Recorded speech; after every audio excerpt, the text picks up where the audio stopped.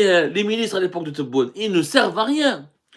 Abdelmajid Tebboune a concentré tout le pouvoir entre ses mains et entre les mains de son cabinet. Le vrai Premier ministre, c'est qui? C'est Boualem Boualem et Abdelmajid Tebboune. Le vrai Premier ministre, c'est Boualem Boualem.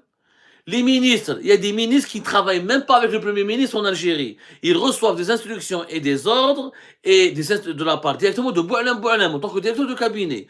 Quelquefois, c'est pas Boualem Boualem. Boualem Boualem, il charge quelqu'un, l'un de ses collaborateurs, pour appeler des ministres ou des secrétaires généraux ou des wali directement pour leur donner des instructions et pour leur dicter une certaine conduite et pour leur demander d'agir de telle sorte ou d'adopter de telle orientation.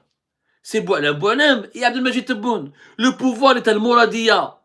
Le pouvoir n'est pas au niveau du Premier ministère en Algérie. Les ministres en Algérie n'ont pas de pouvoir.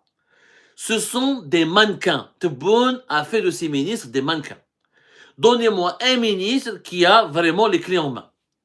Dans tous les dossiers, dans tous les secteurs, les ministres avec Tebboune ne peuvent rien faire.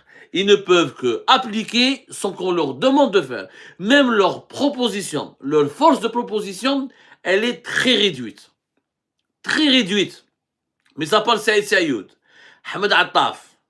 Et un peu moins, avant oui, Mohamed Arkab était influent, maintenant de moins en moins. Et Kamal Rizig, aucun autre ministre du gouvernement n'a vraiment, il ne peut même pas proposer ou parler proposer à la présidence ou à Abdelmajid Tebboune ou à Boualem Boualem, quoi que ce soit.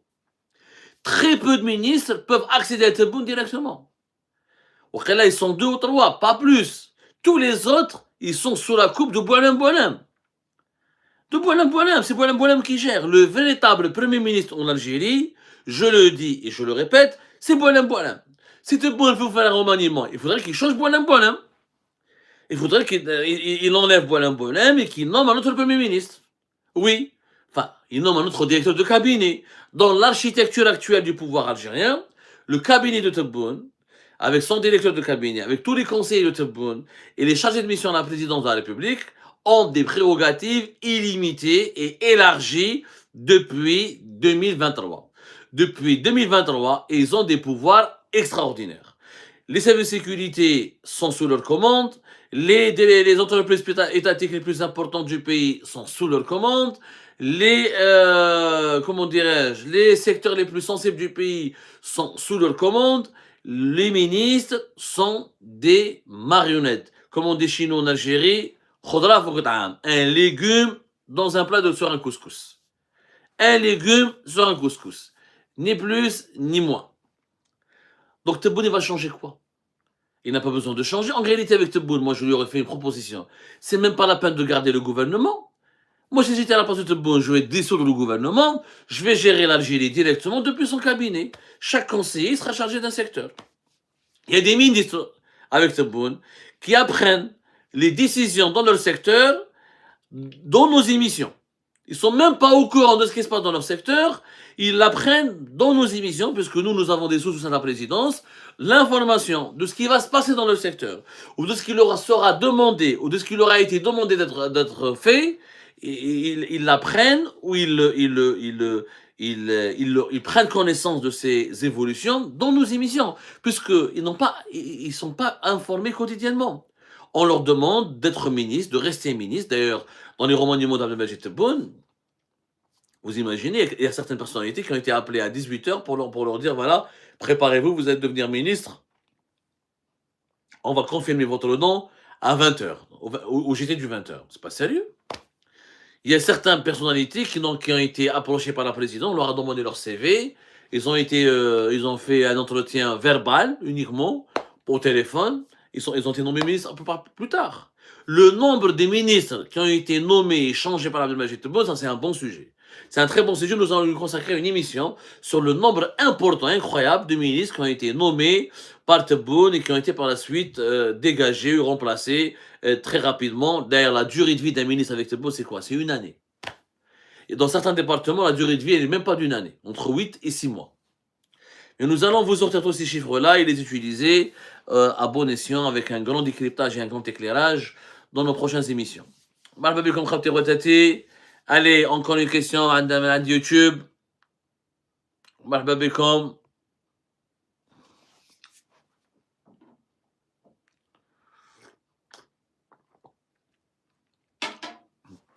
Allez, allez, nos amis sur YouTube, encore une question. Alors, peut-on participer en vocal? S'il vous plaît, répond simplement à la question. Hamza Abdelnour 1051 sur YouTube. Hamza, je ne sais pas comment tu peux participer en vocal. Je ne maîtrise pas l'outil parfaitement. Comme nous ne maîtrisons pas les outils, pour éviter qu'il y ait des gens qui insultent, qui dénigrent, parce que là, on est là, nous, on ne cherche pas à faire du clic. Nous, on est là pas pour faire des clics et des cadeaux et récolter l'argent. Nous, on est là pour pour traiter avec vous, pour échanger avec vous, pour discuter avec vous des dessous de l'actualité, pour répondre à vos questions et débattre avec vous. Mais pour empêcher que les trolls et que les appels à la haine, ou que les ou que les dénigrements, ou les propos calomnieux ne soient diffusés sur notre chaîne, ensuite on sera sur nos chaînes ou sur nos plateformes, ensuite on sera signalé, interrompu, on ne peut pas. Donc tu poses ta question, Hamza, il n'y a aucun problème et je vais te répondre. Et quand on aura l'équipe de modérateurs et la maîtrise technique nécessaire qui nous permettra de faire monter des gens en live, il n'y a pas de problème. N'hésitez pas, nous le ferons ce jour-là, on ne va pas hésiter. Ce jour-là, on le fera avec un grand plaisir. Donc, quelle est ta question, Hamza? Tu peux nous l'envoyer par écrit et tu nous le dis. Qu'est-ce qu'on pourrait faire pour toi? Alors, Montiaga, un autre complexe Galzi, GNL ou gazoduc, il n'y a pas de projet. Pour le moment, il n'y a aucun projet. J'aimerais bien, Montiaga. D'ailleurs, je me demande comment Tebboune, s'il était vraiment un bon président, il aurait investi dans un nouveau complexe GNL. On aurait dû investir les 3,5 milliards de dollars que nous avons consacrés pour une partie du train. Pour une grande partie du train entre Béchar et Rarjbilet. Si on les avait investis dans un nouveau complexe GNL, dans le renforcement de notre capacité de production de GNL, aujourd'hui le GNL a battu des records entre 20 et plus de 25 dollars par million de BTU sur les marchés asiatiques et sur les marchés européens, on aurait engrangé des sommes phénoménales. Mais moi, je demande, ça fait 5 ans depuis que Tebboune est arrivé au pouvoir, et moi, je le supplie de ne pas bloquer les investissements comme il a fait dans les projets pétrochimiques, dans les secteurs pétrochimiques et dans le domaine des hydrocarbures, comme il l'a fait entre 2020 jusqu'à 2023. Et d'arrêter de gaspiller de l'argent dans des projets de mines qui ne servent à rien, qui n'ont pas de valeur ajoutée, et de concentrer les finances du pays et de les mettre à la disposition du secteur de la pétrochimie. La pétrochimie, pour moi, c'est le gaz et ses dérivés, les productions du pétrole et leurs dérivés. Si on a fait cette stratégie-là, si on avait fait des investissements importants, on serait aujourd'hui les rois du pétrole et les rois du gaz. Mais Tebboune, il a fermé le gazoduc Maghreb-Europe. Il y a un pays gazier qui ferme un gazoduc. Au moment où il y a une crise mondiale autour du gaz, Abdelmajid Tebboune, il a fermé le gazoduc Maghreb-Europe. غلق un gazoduc. Mais هذا إنسان يديرها، إنسان يخمم، إنسان qui pense aux intérêts de son pays, quelqu'un qui maîtrise vraiment les clés de l'économie mondiale. Il va fermer un gazoduc juste parce qu'il passe par le Maroc. J'impose des nouveaux tarifs, je fais payer les Marocains davantage de gaz, je renégocie les droits de passage, je facture le gaz qui passe par le Maghreb-Europe encore beaucoup plus cher, mais je ne ferme pas ce gazoduc. D'autant plus que nous avons un grand projet qui est le gazoduc transsaharien. Ça fait 4-5 ans dont on parle. Ça fait 4-5 ans. Il n'y a pas eu d'avancée. Bon, le gazoduc transsaharien, on en parle depuis les années 80. Mais 2009-2010, il a pris un coup d'accélérateur. Avec Tebboune, chaque année, on nous parle du transsaharien gazoduc. Et ben le gazoduc transsaharien, voilà, il n'a pas été du tout le TSGP, on appelle le TSGP, le transsaharien gazoduc pipeline, un TSGP, il n'a pas été réalisé. Ça, c'est un projet sérieux, il traîne. Vous imaginez, il traîne. On a des investissements, on est en train de vous préparer une émission sur le hélium. Aujourd'hui, dans les pays développés, les smartphones, les ordinateurs, tous les équipements électroniques ou informatiques qui ont besoin d'une puce sont tout simplement chers et leur prix augmente significativement parce que l'hélium, qui est un dérivé du gaz, qui est utilisé pour la fabrication des puces ou de certains composants de ces équipements, de ces smartphones, de ces équipements informatiques et technologiques, eh ben, le gaz manque parce que le premier producteur au monde, c'était le Qatar. Le Qatar, il est impacté par la guerre qui a été qui a été lancée contre l'Iran. Il ne peut pas livrer l'hélium et le gaz comme il se doit. L'Algérie aurait pu investir dans le développement de l'hélium. Au lieu de se renforcer dans la pétrochimie, Tebboune travaille sur des projets chimiques, l'hydrogène vert. Tout le monde parle de l'hydrogène vert. On veut Zama vendre de l'hydrogène vert. C'est des projets intéressants, mais pour le moment, ils sont utopiques. L'hydrogène vert, il n'y a aucune preuve de rentabilité ou que son utilisation sera généralisée, ça sera efficace. L'hydrogène vert, pour le moment, c'est une hypothèse. Tu fondes pas ton avenir économique sur une hypothèse. Tu fondes ton avenir économique sur ce qui est palpable, sur ce qui marche, sur ce qui est précieux. Ce qui est précieux, on le sait, toutes les études le démontrent. D'ici 2050, le pétrole et surtout le gaz, le pétrole, on va peut-être diminuer un petit peu avec la décarbonisation de l'économie, les économies occidentales, les économies du monde occidental et de l'Europe. Il n'en demeure pas moins que le gaz sera extrêmement sollicité. Et même le pétrole, il ne va pas péricliter avant 2050. Beaucoup d'experts et beaucoup d'études, d'expertises sérieuses le disent. Donc je reste dans la pétrochimie. On n'a fait aucun investissement avec la pétrochimie. On a bloqué tous les projets qui étaient à l'époque de Bouteflika. Le projet de la raffinerie de Hassim Saoud, il traîne. Le projet polypropylène avec des dérivés du gaz pour la fabrication des plastiques et tout ce qui est matière plastique avec Total à RSE, il a été bloqué. Le projet du phosphate, au lieu de faire le phosphate pour les engrais, il a été bloqué. Fercial, depuis qu'elle a été rachetée, depuis qu'on s'est débarrassé des Espagnols, elle est devenue 100% étatique. C'est une catastrophe. Ces exportations ont diminué de façon catastrophique et elle est plus à l'arrêt qu'autre chose. C'est une entreprise alors qu'elle était prospère, elle est devenue aujourd'hui déficitaire et dans une mauvaise situation financière. Et je peux continuer.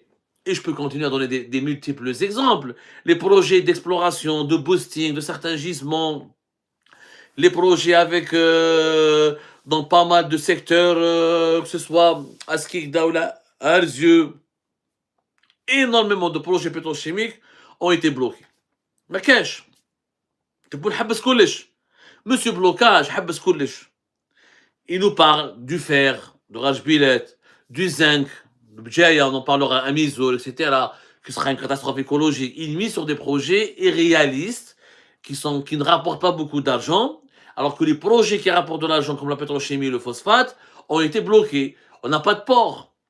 On n'a même pas un grand port digne de ce nom. Le port qu'on devait faire avec les Chinois, il a été abandonné. On n'a même pas pu renégocier avec les Chinois la réalisation d'un grand port. On est à l'arrêt. Mais Tebboune n'a rien fait.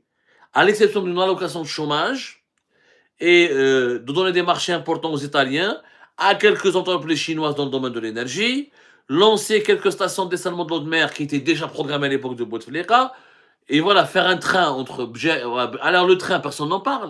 Le train Béchar Rajbilet, il sert à quoi maintenant? Il sert à quoi? Il sert à rien ce train. Il ne sert à rien. On l'a fait, mais ce train Rajbilet, il sert à quoi aujourd'hui ce train? Et ça, c'est pas un Rajbilet qu'il fallait investir. Il fallait continuer.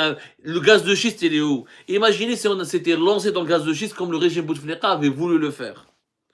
Tous les projets qui marchent en ce moment, comme la raffinerie d'Augusta pour Sonatrach, c'est l'époque de Bouteflika.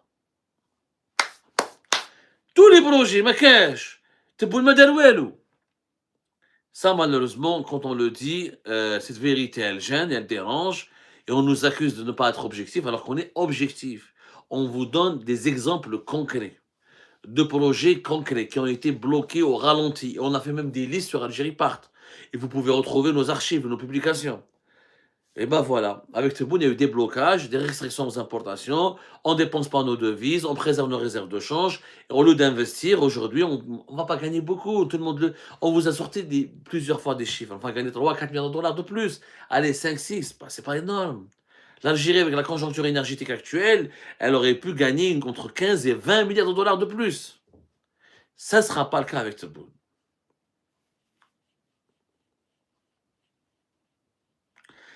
Allez, je m'attends à une autre question. Voilà, les mines de plomb de Tala Hamza, on en a déjà parlé. On va en parler, voilà, je parlais de ça, du zinc, etc.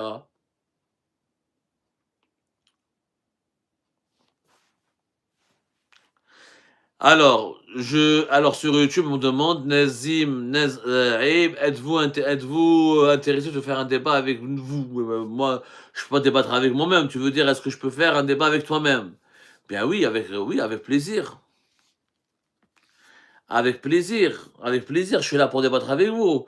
Alors tout à l'heure, il y a Hamza ou là, qui c'est qui sur YouTube qui voulait poser une question avec un vocal, mais il n'a pas laissé de question. Il n'a pas laissé de question, donc j'attends toujours sa question.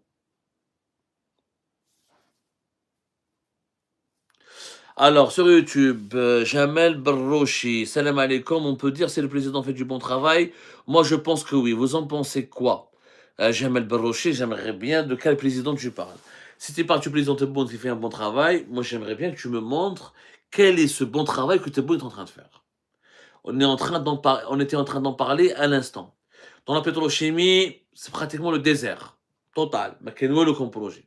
On vit toujours avec les anciens projets de Bouteflika. Qu'est-ce qu'il a fait? Quel est le travail? Moi, j'aimerais bien que, avant de dire qu'il a fait un bon travail, est-ce que tu es bon à travailler? Est-ce que tu es bon réellement à travailler déjà? Mais ça parle de la répression, les incarcérations, la réduction des importations, la criminalisation de pas mal d'activités économiques, tout ce qui s'est passé avec la répression des entrepreneurs, la traque aux riches algériens, le nombre des exilés qui a augmenté, le nombre des harakas qui a augmenté, le nombre des pauvres qui a augmenté, la valeur du dinar qui a chuté. Moi, je ne vois pas où est le travail de Tebboune. J'aimerais bien qu'on me montre qu'est-ce qu'il a fait de bon Tebboune. Juste qu'on me dit, Jamel Barrouchi, je te lance un défi. Dis-moi, qu'est-ce que le président Tebboune a fait de bon? Voilà, je lance la question et j'attends la réponse. Mais vraiment. Pacifiste parisien sur TikTok, que pensez-vous du dernier accord entre l'Algérie et la Belgique? On lui a consacré 2 émissions. Pacifiste que tu peux retrouver d'ailleurs sur notre chaîne YouTube ou sur notre page Facebook Algérie Part. C'est un accord d'une immoralité consternante. D'une immoralité consternante. Partir en Belgique, négocier avec les autorités belges, des facilitations énormes. Les autorités belges auront le droit à des facilitations énormes pour les laisser passer consulaires, pour expulser très rapidement, au bout de quelques semaines, un ressortissant algérien en situation irrégulière. Et je rappelle que les États européens, comme la Belgique ou la France ou ailleurs, on n'expulse pas tous les sans-papiers, on expulse les sans-papiers, les sans-papiers ou les étrangers délinquants. Délinquants. Délinquants qui ont fait du mal, qui ont porté atteinte à l'ordre public, qui ont porté atteinte à la sécurité nationale, qui font des actes de délinquance et qui menacent la sécurité publique. La Belgique, l'Algérie leur a offert des avantages. Il y aura même des policiers algériens qui pourront se déplacer en Belgique pour accompagner les policiers belges qui vont vouloir expulser les ressortissants algériens. Les laissez-passer consulaires seront accordés rapidement au bout de quelques semaines. On parle de 2 semaines à un mois. Des facilitations énormes. En contrepartie de quoi? En contrepartie, les dirigeants algériens auront des visas, même pas avec leur passeport diplomatique, ils pourront rentrer en Belgique et se balader en Belgique le plus normalement du monde. En réalité, ils ont perdu cet avantage avec la France et vont le récupérer en Belgique. Ils pourront aller, après Paris leur a fermé ses portes, Paris leur a fermé ses portes, bah, c'est Bruxelles qui leur ouvre toutes ses portes à condition que les autorités algériennes reprennent tous les ressortissants algériens qui sont délinquants, qui sont dangereux pour l'ordre public et la sécurité publique de la Belgique. Ça s'appelle du marchandage. On ne marchande pas avec les enfants de ton pays. C'est immoral. Tu ne peux pas signer le même jour 2 accords sur l'exemption de visa pour les dirigeants algériens et les accords de coopération en matière de réadmission des ressortissants algériens que la Belgique veut expulser. Ça veut dire que tu as marchandé. Tu as marchandé. Marchandage, c'est une atteinte à l'honneur de l'Algérie. Cet accord est une atteinte à l'honneur. Ça te confirme que les dirigeants algériens sont des voraces, avides de possibilités de visa Schengen, et ils ne pensent qu'à leur gueule et que pour leurs intérêts, ce qui est bloqué avec la France n'est pas bloqué avec la Belgique, puisque la Belgique leur donne la possibilité de venir sur son territoire sans visa et de séjourner sur le territoire belge comme bon leur semble. J'ai pas d'autre mot que de marchandage.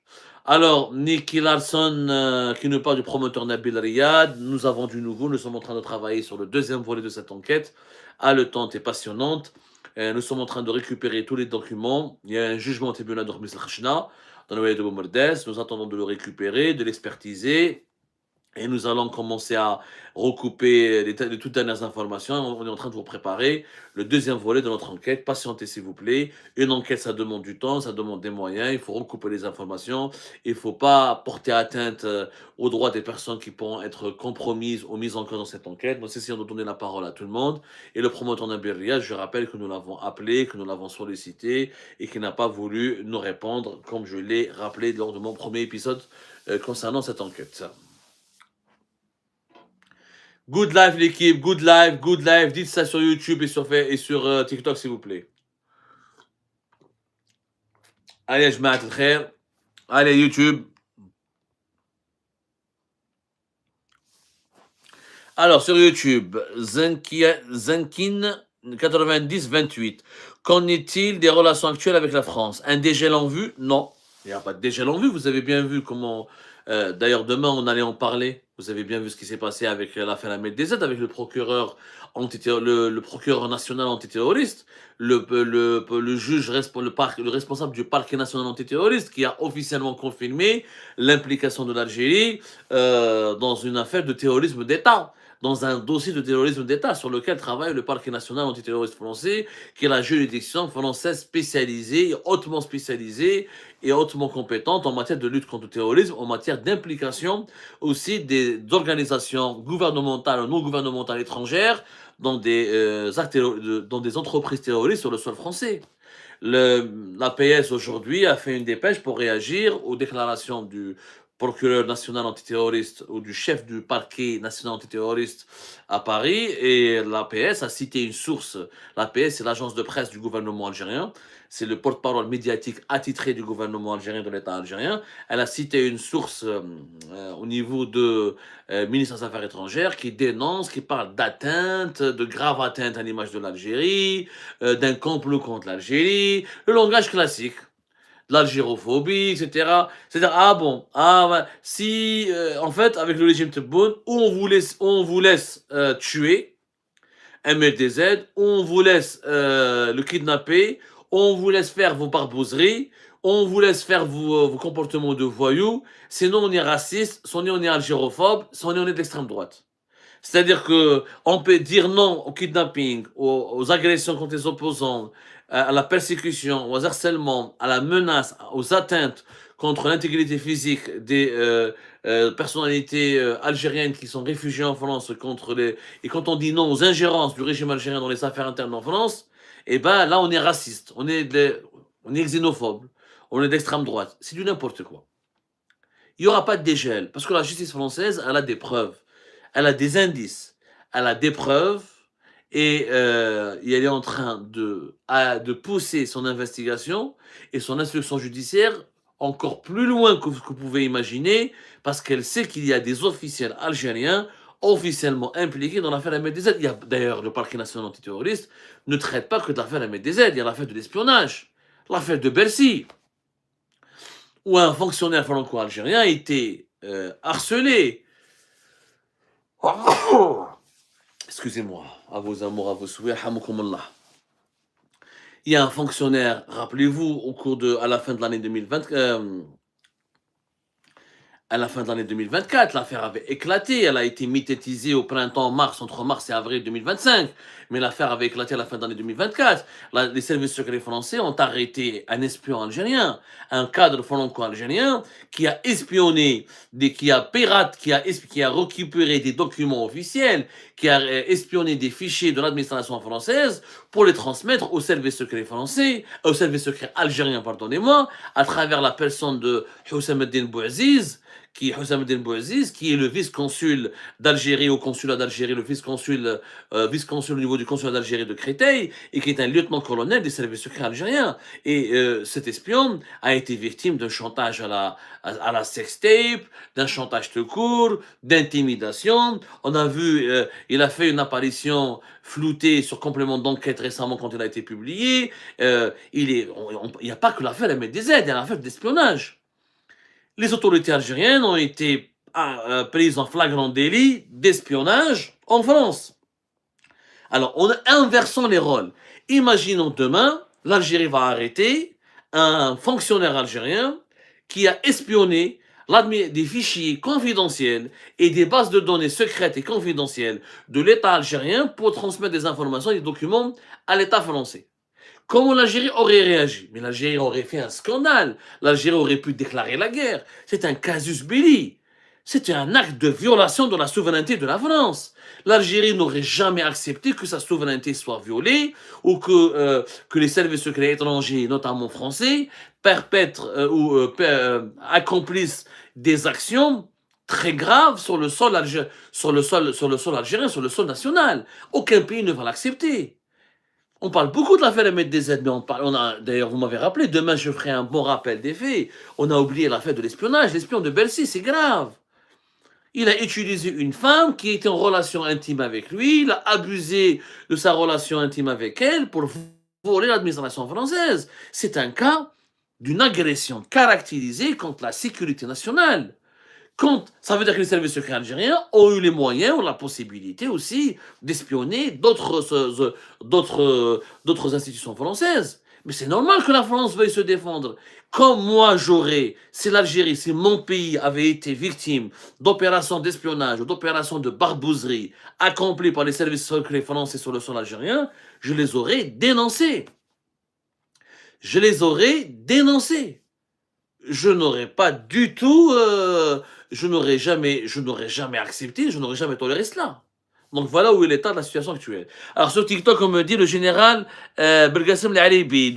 Alors je ne le connais pas personnellement. Est-ce que tu parles, Lourter, du général Al-Alibi dans la DGSPP, la Direction Générale de la Sécurité Présidentielle? C'est celui-là, oui, c'est l'un des membres les plus importants du clan Tebboune. Mais je n'ai pas d'informations particulières sur lui, hein. Good Life, s'il vous plaît, j'ai pas. Mais qu'est-ce que tu veux savoir sur lui exactement?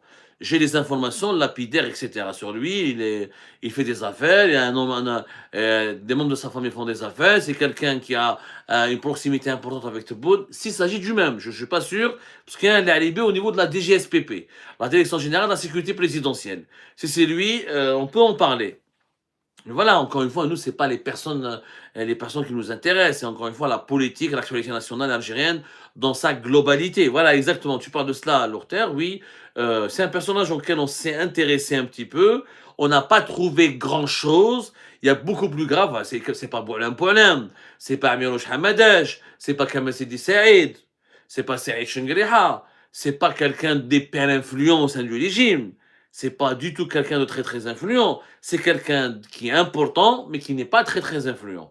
Mais si tu veux, on fera une enquête là-dessus. Si tu as des propositions à nous faire, si tu as des informations à nous communiquer, si tu as des détails à partager avec nous, tu peux nous écrire sur notre mail. Mon mail est très simple, abdo.samar@gmail.com, où tu nous adresseras tes remarques sur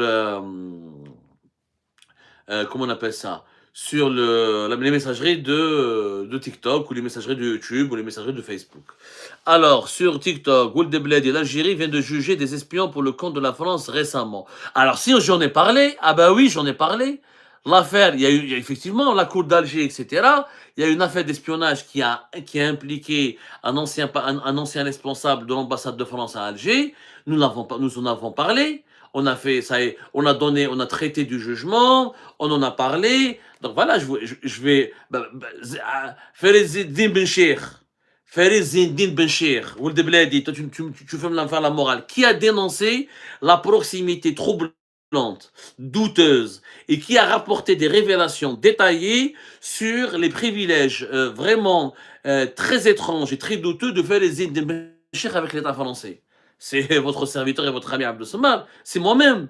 Donc quand la France, elle est impliquée dans un jeu trouble, en Algérie, on le dit, mais on le dit parfaitement. On le dit même, bien sûr que je le dis. Voilà, j'en ai parlé, l'affaire Benchir, elle est l'illustration de ces lobbying quelquefois à la limite de l'ingérence et de l'espionnage du lobby français en Algérie. Mais bien sûr, bien sûr que j'en parle.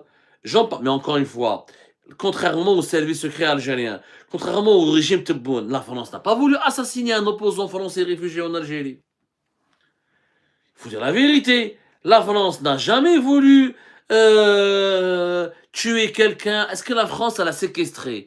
Est-ce que la France a séquestré Ouldebeledi en Algérie, sur le sol algérien, un opposant à une personnalité publique pour la tuer? Jamais de la vie. Jamais. Que les services français espionnent, c'est de bonne guerre. Ou que les services algériens espionnent en France, ça peut être de bonne guerre, mais espionner qui? Ça dépend. Les services secrets algériens n'espionnent pas les grandes entreprises françaises, l'armée française. Ils espionnent qui? Ils espionnent Abdel Samar, Zetot, MRDZ, Bezdira, voilà, il s'intéresse à des blogueurs, à des journalistes, à des activistes algériens. Voilà à quoi il s'intéresse. C'est tout. C'est pas du tout des affaires. D'abord, il n'y a, pas- il y a pas que la France, il y a le Canada. Rappelez-vous, il y a de cela un an, nous avons révélé comment il y a un scandale d'ingérence étrangère au Canada. Vous pouvez retrouver notre émission du 18 juin 2024, Haïlik. L'émission du 18 juin 2024. Même au Canada, il y a eu les mêmes problèmes. Il y a eu les mêmes problèmes au Canada. Il n'y a pas que la France. Quand le régime algérien a été gravement compromis, avec des révélations détaillées, avec une enquête qui a mis en cause un scandale d'ingérence étrangère dont les principaux contours ont été dévoilés dans une enquête de Radio-Canada, télé, d'ailleurs une enquête auquel les autorités algériennes n'ont jamais réagi, je dis bien n'ont jamais réagi, où le consulat général d'Algérie à Montréal avait programmé, orchestré des opérations d'harcèlement, d'intimidation et de chantage à l'encontre de ressortissants binationaux algéro-canadiens au Québec, établis au Québec. Donc ça aussi, il n'y a pas que la France. Le régime Tebboune, là où il y a une opposition contre lui, là où il y a comment on appelle ça, là où il y a des activistes qui sont le pays qui accueille des activistes algériens qui le dérangent, qui le mettent en cause, qui l'inquiètent, et ben malheureusement c'est la porte ouverte à toutes les dérives. Et ça c'est tout simplement inacceptable. Inacceptable. Allez, Khabti Khotati.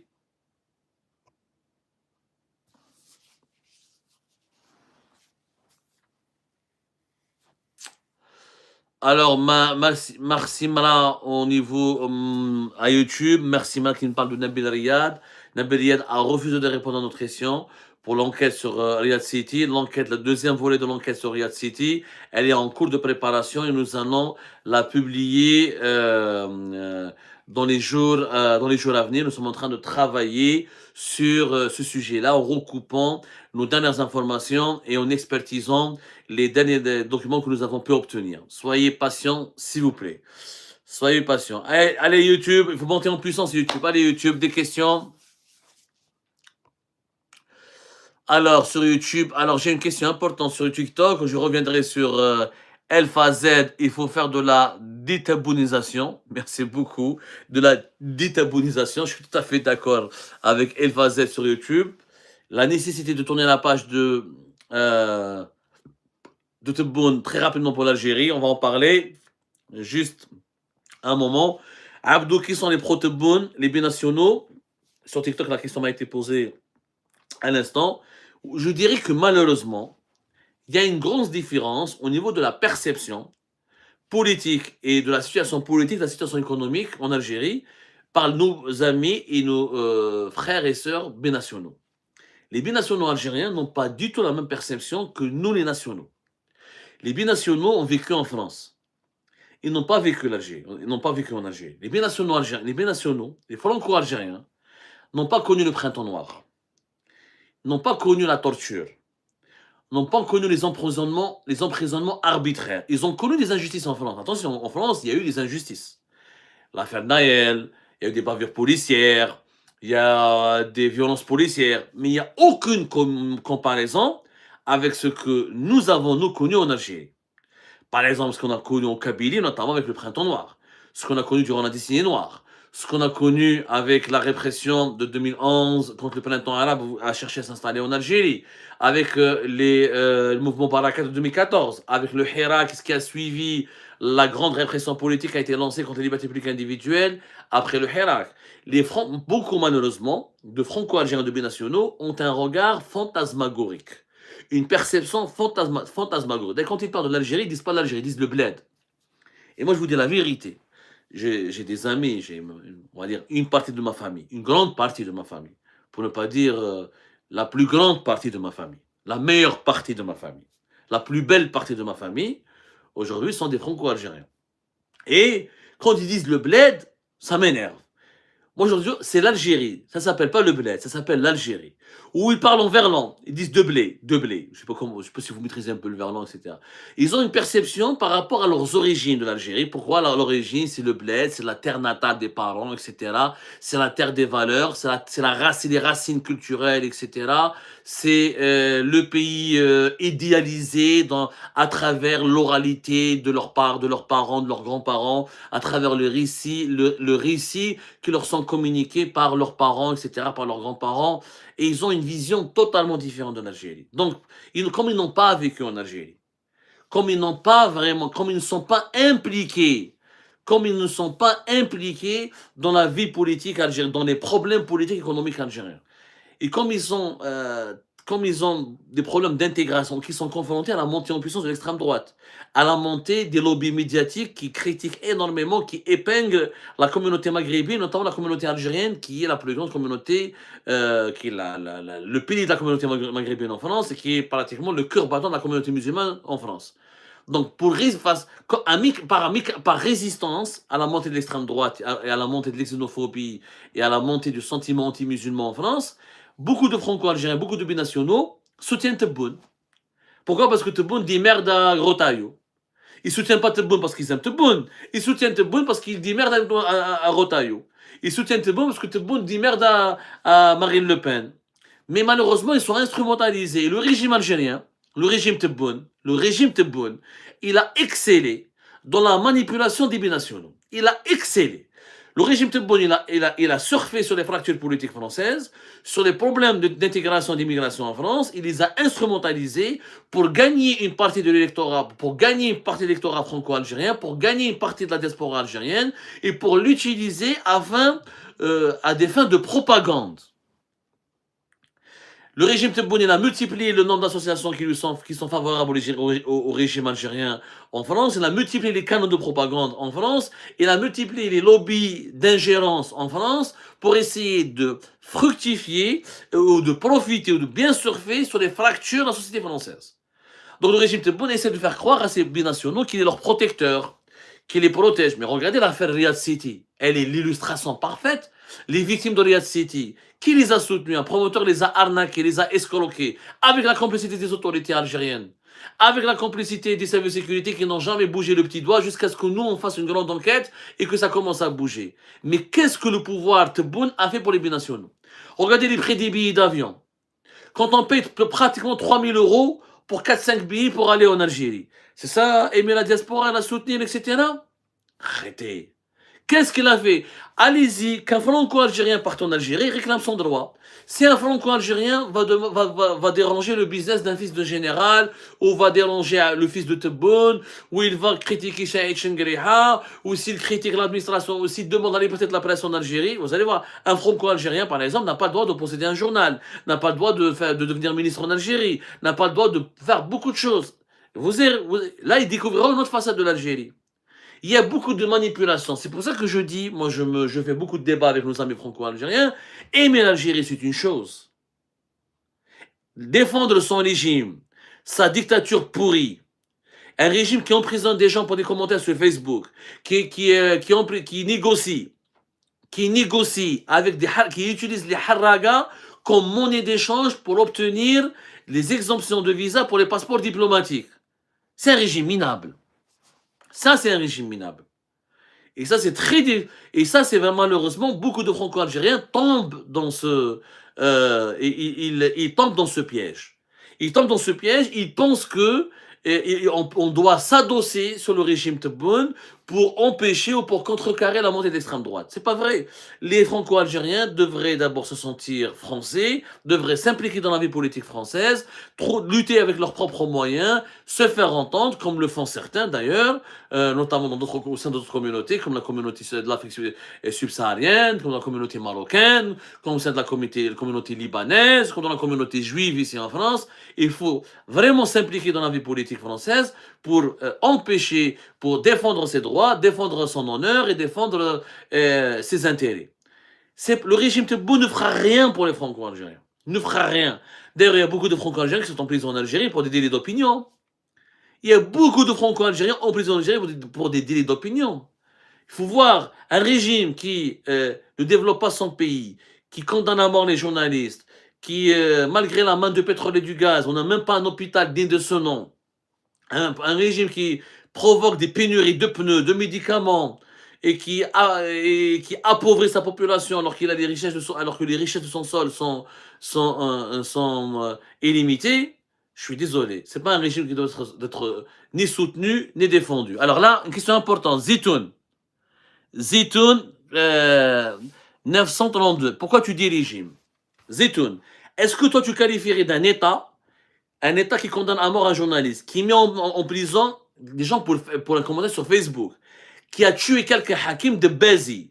Il est mort entre 2023, Hakim de Bézi, 2023, c'est 2022, 2022, qui est mort pour un commentaire, pour avoir partagé un commentaire sur Facebook. Est-ce qu'on peut appeler un État un système qui emprisonne un poète comme Mohamed Tajadid, un journaliste comme Abdelwakil Blam? Est-ce qu'on peut appeler un État quelqu'un qui jette en prison Djeloul Slama, un économiste brillant, juste pour avoir fait une émission de télévision dans laquelle il apporte une lecture économique critique sur un projet qui m'intéresse Bilet? Ça, c'est pas un État. Est-ce qu'on peut appeler ça un État, un système qui garde en prison un individu jusqu'à 91 ans? Et la liste, elle est longue. Est-ce qu'on peut appeler un État un système qui prend en otage des enfants, qui prend en otage un journaliste comme Christophe Glaise, qui transforme Boualem Sansal en un héros international et qui accepte de marchander avec l'Allemagne pour libérer Boualem Sansal? Est-ce que c'est un État, ça? Ça, c'est pas un État, c'est un régime. La différence entre un État et un régime, c'est quoi? Un État, c'est un assemblage d'entités respectables et respectueuses de la volonté populaire qui travaillent dans un cadre harmonieux pour développer le pays, pour le gérer. Un régime, c'est un ensemble de décideurs avides, assoiffés de pouvoir, qui sont illégitimes, qui ne représentent pas la volonté populaire, qui n'ont pas été choisis par le peuple, qui ont été imposés au peuple, et qui gèrent le pays ou dirigent le pays en fonction de leurs intérêts personnels. Good live, s'il vous plaît, good live. On est en train de nous signaler sur TikTok. S'il vous plaît, good live sur TikTok, good live sur YouTube. On est en train de nous signaler. Le live de TikTok a failli être interrompu. Voilà pourquoi je parle de régime. Voilà pourquoi quand on condamne un vendeur de tomates ou de pommes de terre pour 15 ans de prison ferme, ou un vendeur de bananes, c'est pas un régime. C'est pas un régime, ça. C'est pas un État, c'est un régime. C'est pas un État. Quelqu'un pour un commentaire sur Facebook, il va en prison. Pour une story, un chanteur, Mohamed Benchenet, pour une story, il a été condamné à la prison. Soyons sérieux. Soyons sérieux. Moi, j'appellerais pas ça un État. Si toi, si tu veux l'appeler un État, c'est ton affaire, c'est ta conscience, entre toi et ta conscience. Allez, une question sur YouTube. Allez. Alors, Saïd Erka, le gouvernement belge est parti prenant. Je suis tout à fait d'accord, mais j'ai dénoncé la Belgique. Saïd, sur YouTube, qui me parle du rôle de la Belgique dans cet accord honteux. Honteux. Le marchandage de la dignité humaine. On vous offre on vous enlève les visas, on vous offre le droit d'accéder au territoire belge, on vous offre le droit de séjourner sur le territoire belge, et en contrepartie, prenez vos migrants. Débarrassez-nous de vos migrants. Débarrassez-nous de cette racaille, de cette merde. Prenez votre merde et venez, et vous et vos enfants et vos femmes et vos épouses, restez en Belgique, séjournez en Belgique, le plus normalement du monde. Vous avez le droit de rentrer chez nous sans visa, à condition que vous prenez, que vous nettoyez, vous réadmettez ou vous reprenez tous vos enfants. Je parle des haragas et des délinquants, parce que la Belgique n'expulse pas les médecins, les informaticiens algériens, ou les cerveaux, ou les entrepreneurs, non. Elle veut expulser les délinquants, les personnes qui n'ont pas su s'intégrer, qui n'ont pas réussi à s'intégrer et qui n'ont pas pu s'intégrer. Faute de moralité, faute de probité, faute de compétences, faute de capacité tout court à apprendre la langue ou à s'adapter aux mœurs de la société belge. C'est tout. Mais c'est une honte. La Belgique, elle est naturellement complice. Cet accord est une honte. Je l'ai dit, il est choquant, il est bouleversant. On a fait du marchandage. Je l'ai dit dans 2 émissions. Je vous l'ai montré. Donne 2 émissions à Jamaat al-Khair. Donc on peut pas être plus clair. Donne 2 émissions qui ont, d'ailleurs, vous les avez beaucoup, vous avez beaucoup suivi. Pardonnez-moi.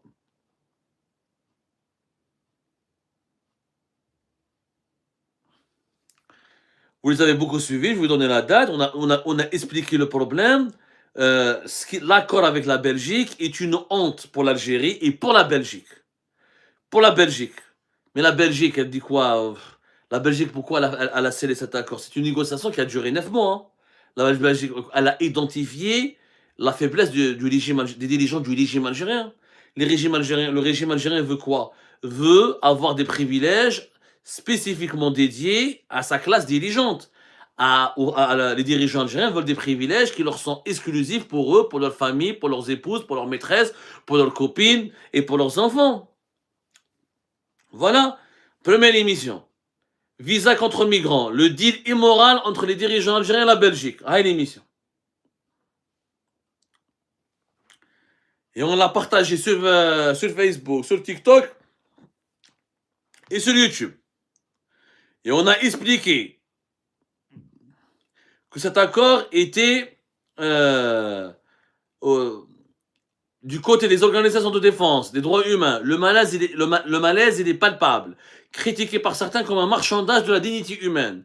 L'accord soulève la question de la conditionnalité des visas. Utiliser le droit de circuler comme monnaie d'échange pour faciliter les expulsions forcées est jugé comme une dérive éthique de la diplomatie européenne, de la diplomatie belge. Je ne parle même pas de la diplomatie algérienne. Le régime algérien, le régime Tebboune n'a pas d'éthique. Mais les Européens, des États européens qui nous donnent des leçons sur la dignité, sur les droits de l'homme, sur la démocratie, etc., sur la noblesse, sur les valeurs universalistes, etc. Ce sont des pays hypocrites. La Belgique, en réalité, elle a compris qu'elle avait en face d'elle une mafia. Tout simplement une mafia, il faut dire la vérité, une mafia, et que cette mafia, elle veut juste elle veut juste obtenir la supplétion des visas pour pouvoir séjourner, circuler librement en Belgique, pour pouvoir entrer en France depuis la Belgique, pour pouvoir aller à Berlin, Francfort, à Amsterdam et mener la belle vie, pour retrouver leur train de vie princier dans les plus grandes villes d'Europe. Et donc la Belgique leur a donné ce que cette mafia attendait. Ce que cette mafia espérait. Parce que faire du marchandage avec les enfants de son propre pays, c'est de la mafia. Pour moi, c'est une mafia. Est-ce que ça, c'est un État? Le monsieur qui m'a posé la question tout à l'heure sur TikTok, qu'il me réponde, est-ce que c'est un État? Est-ce qu'un État fait du marchandage en utilisant ses propres enfants pour obtenir les exemptions de visa pour ses dirigeants?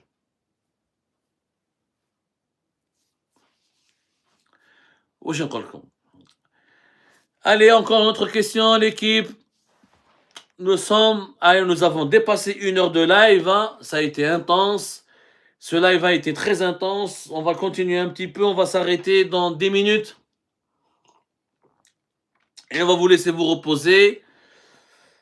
Hein, parce que la journée de demain sera longue. On vous prépare quelques émissions importantes.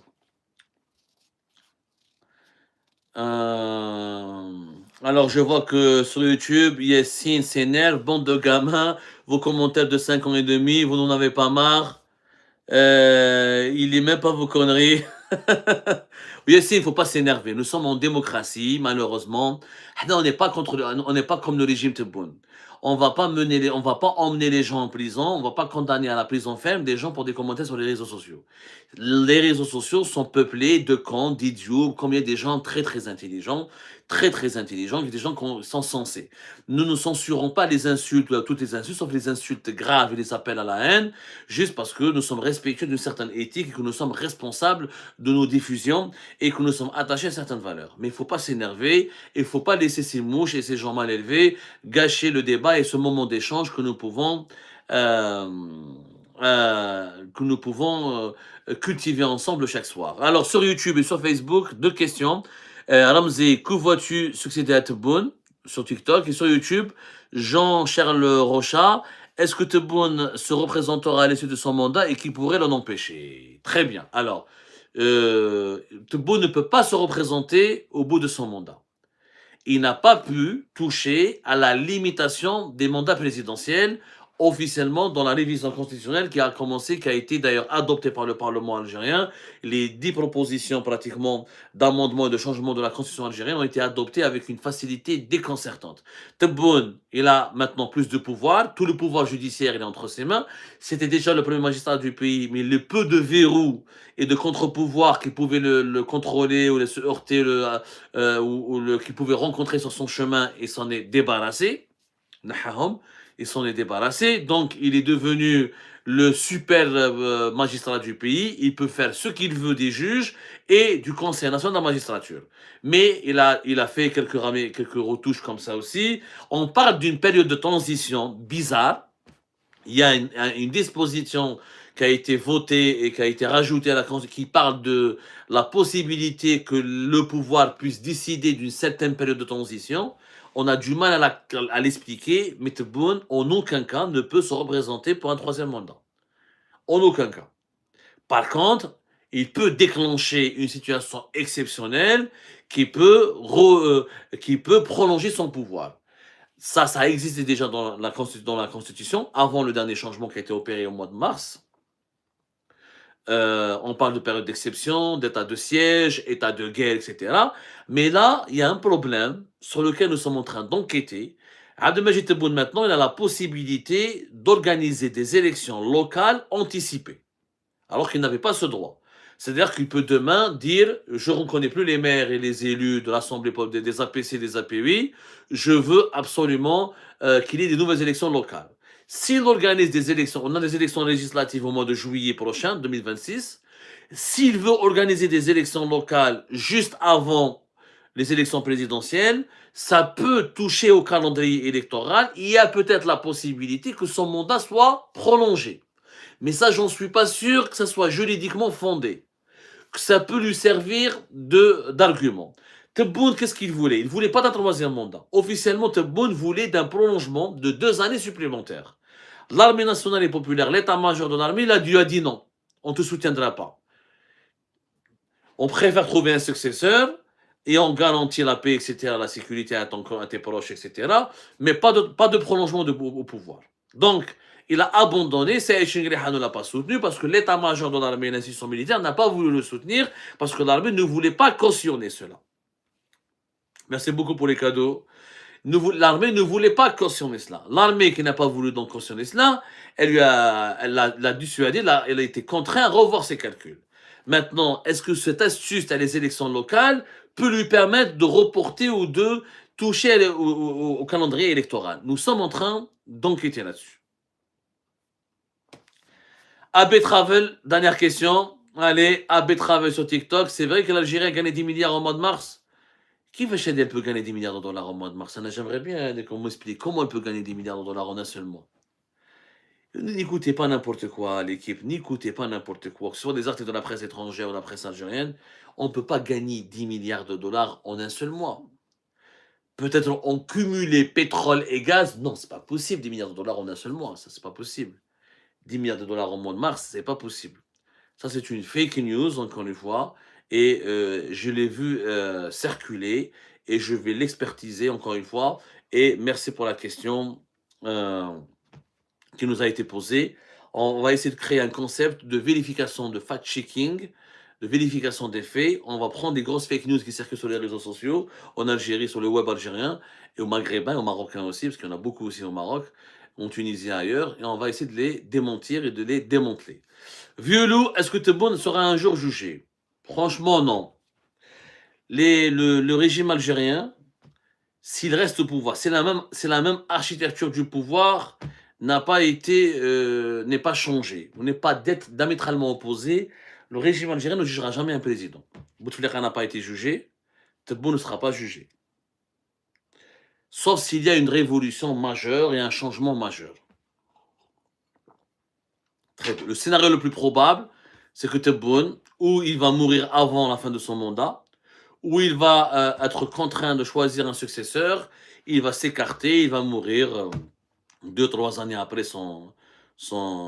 fin de son deuxième mandat, sachant qu'à la fin de en 2029, à la fin officielle de son mandat, il aura quand même 84 ans, entre 83 et 84. C'est l'âge auquel Lemizerwell est mort. Déjà, il est malade, il est fatigué, de plus en plus, il a 80 ans. Il aura 81 ans en fin d'année 2026. Il a des problèmes de santé, donc il faudrait d'ailleurs qu'il puisse rester en vie pour pouvoir être jugé. Mais jugé, non. La doctrine officielle en Algérie, on ne juge pas un président de la République. On s'attaque à ses proches, à sa famille, à ses alliés, à ses complices. Mais on ne juge pas un président de la République parce que le président de la République est le représentant, c'est un emblème. En Algérie, le président, c'est un emblème. Le chef d'État en Algérie, c'est un emblème. L'Algérie, c'est une monarchie présidentielle.